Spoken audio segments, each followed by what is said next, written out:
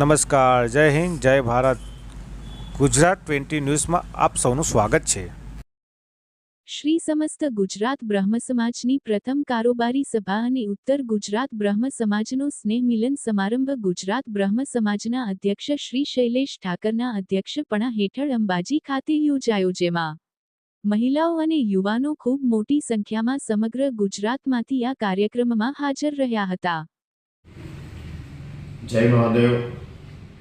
14 December માં અંબાના ધામમાં અંબાજી ખાતે મારા પ્રમુખ પદ પછી મારી પ્રથમ કારોબારી સભા મળી ગઈ હમણાં જ ગઈકાલે, અને એજન્ડા મુજબની કામગીરી અમે જે નક્કી કરી હતી અને એ સિવાય સંગઠનની કામગીરીઓ પણ અમે જે નક્કી કરી હતી એ મુજબની 117 તાલુકા અને 19 જિલ્લામાં અમારી સંગઠનની કામગીરીઓ પણ પૂર્ણ થઈ ગઈ છે.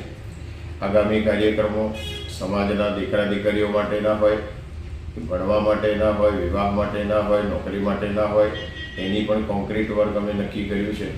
એ સિવાય જુદા જુદા અમે 11 જેટલા સેલ બનાવ્યા છે.